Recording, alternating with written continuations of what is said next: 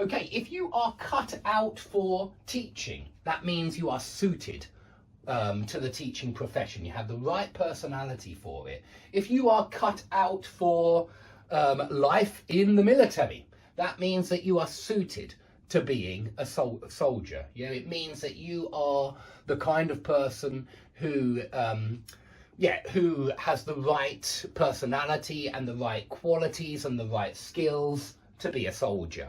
So to be cut out for a certain profession, to be made for that profession. I would put it like that: to be cut out for that profession, to be made for that profession, to be capable of doing a profession.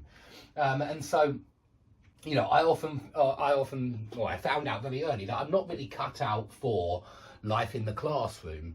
I don't enjoy having a large class in front of me. I don't enjoy trying to control that class and discipline that class. In fact, I find that absolutely revolting.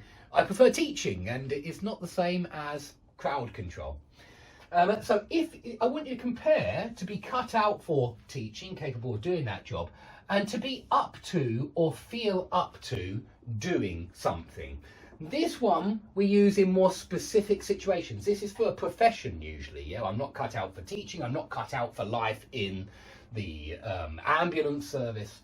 But if you say I am not up to going into work today, or I don't feel up to going into work today, that means I'm not capable of going into work today. But notice that this is for specific situations, like going into work today. Yeah, very often you'd say it when you're sick. I don't feel up to coming into work today.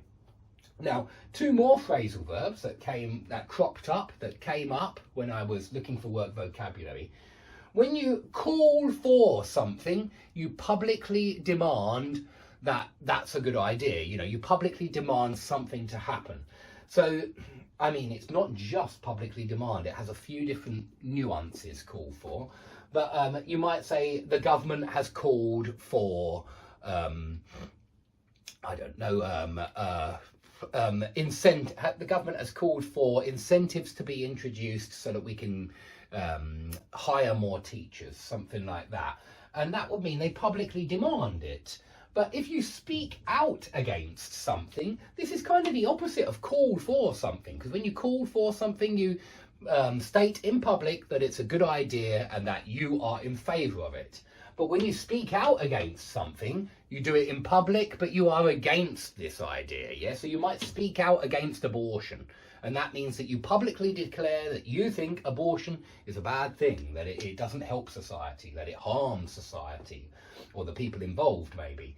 So yeah, call for, publicly say you're in favour of something, or that something should be introduced. Speak out against, publicly declare that you're not in favour of something, and state that something should be stopped or restricted.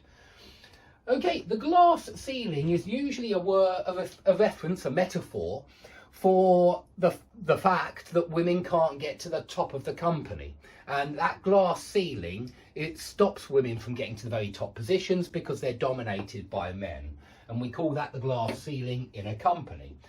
Okay, we've got climb the career ladder again down here. We've already had it up here. So it stops women from climbing the career ladder past a certain point.